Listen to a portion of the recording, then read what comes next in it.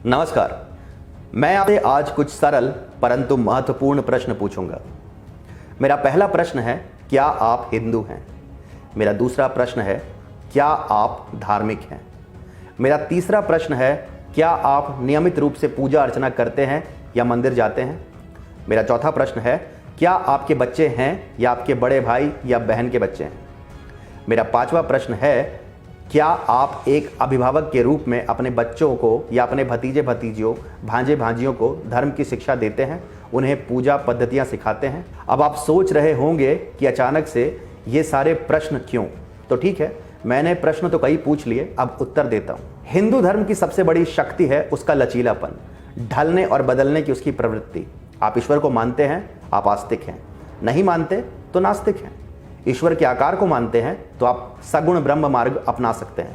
ऐसा मानते हैं कि ईश्वर निराकार और सर्वव्यापी हैं तो आप निर्गुण ब्रह्म अपना सकते हैं। शिव को श्रेष्ठ मानते हैं तो शैव मार्ग है, विष्णु को श्रेष्ठ मानते हैं तो वैष्णव मार्ग है, शक्ति को श्रेष्ठ मानते हैं तो शाक्त मार्ग है, सबको समान मानते हैं तो सबकी पूजा कर सकते हैं। अगर पद्धतियों और विचारों को समझना है तो वेद है, भावार्थ जानना है तो उपनिषद है, कथा रूप में समझना सरल है तो पुराण है, साहित्य चाहिए तो महाभारत और रामायण है, कर्म मार्ग में रुचि है तो गीता है, तीर्थ पर जाना है तो हर गली में मंदिर है, 4 धाम है, शक्तिपीठ है, ज्योतिर्लिंग है, और अगर नहीं जाना है तो घर पर एक छोटा सा पूजा घर ही आपका तीर्थ बन सकता है।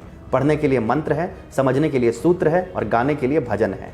परंतु हिंदू धर्म का लचीलापन उसकी सबसे बड़ी शक्ति होने के साथ साथ ही उसकी सबसे बड़ी निर्बलता भी है। हमारा धर्म डूज और डोंट्स पर आधारित नहीं है।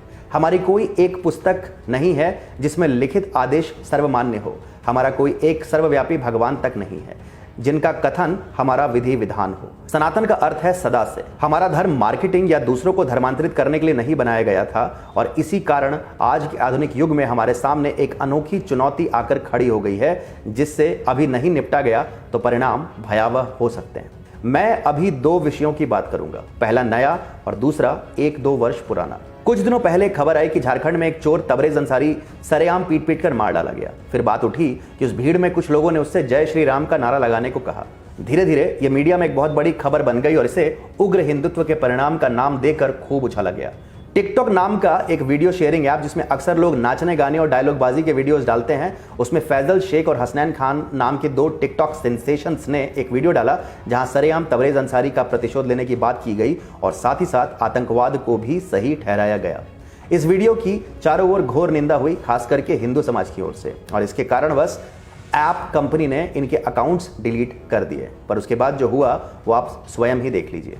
फैजल और हसनैन के कुछ महिला प्रशंसकों ने इंस्टाग्राम पर उनका समर्थन किया और उनका बचाव भी किया। हमने जानबूझकर इन महिलाओं के नाम और चित्र छुपा दिए हैं, पर ये सारी की सारी हिंदू महिलाएं हैं और 20 वर्ष के आसपास की हैं। इनमें से कई इन लड़कों से मंत्रमुग्ध दिखती हैं, तो कईयों को अंसारी के प्रतिशोध लेने की बात और आतंकवाद को सही ठहराना भी सही लगता है। आपको ऐसा लग सकता है कि ये शायद कुछ बेवकूफ़ लड़कियां हैं और अधिकतर समाज ऐसा नहीं है। ऐसा समझ के आगे बढ़ जाना आपकी सबसे बड़ी भूल होगी, और यहाँ मैं इन लड़कियों को दोषी नहीं मानता। ये बस एक सेलिब्रिटी की प्रशंसक हैं और उनके आगे इन्हें भला बुरा कुछ नहीं दिखता। यहाँ असली दोषी इनके माँ बाप और बाकी के रिश्तेदार हैं।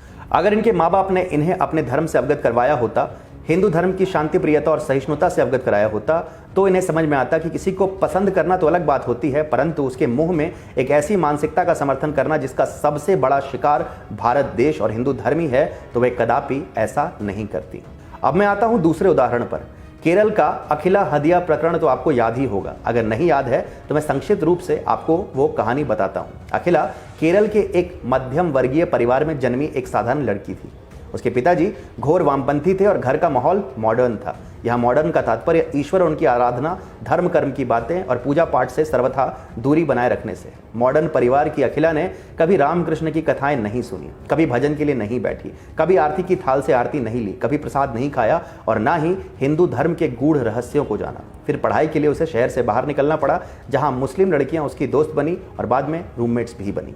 अखिला के बिल्कुल उलट उसकी दोस्त मजहबी थी और मुस्लिम धर्म के हर सूत्र का अक्षरशः पालन करने वाली थी। अखिला के मन में कौतूहल जागा, उसने जानने की इच्छा जताई। उसे उसके हर प्रश्न का उत्तर उसके दोस्तों से मिला। फिर उसके दोस्तों के माध्यम से वह एक मुस्लिम युवक के संसर्ग में आई जो उसके दोस्तों की तरह ही मजहबी था। अखिला को प्रेम हुआ, फिर उसका धर्मांतरण हुआ, उसका नाम बदलकर हदिया हुआ और उसकी उस युवक के साथ शादी भी हुई। अब अखिला के घोर कम्युनिस्ट पिताजी हरकत में आए। पहले पुलिस के पास गए और फिर कोर्ट में। लव जिहाद का मामला उछला और कोर्ट ने ऐतिहासिक फैसला सुनाते हुए अखिला को उसके पिताजी के पास वापस भेज दिया। इस फैसले की चहु और घोर निंदा हुई क्योंकि अखिला व्यस्त थी। ऐसे में कोर्ट ने अखिला को उसके पिताजी के पास क्यों भेज दिया? मामला अभी भी विचाराधीन है, लेकिन अखिला के पिताजी का दावा कमजोर है। अब यहाँ किसकी गलती है? अखिला की, उसके दोस्तों की जो उसे दूसरे धर्म की ओर लेकर आई, उस युवक की जिसने उसका धर्मांतरण करवा के उससे शादी की, या उसके पिता की जो मामले को कोर्ट तक लेकर गए? उत्तर है उसके पिता की।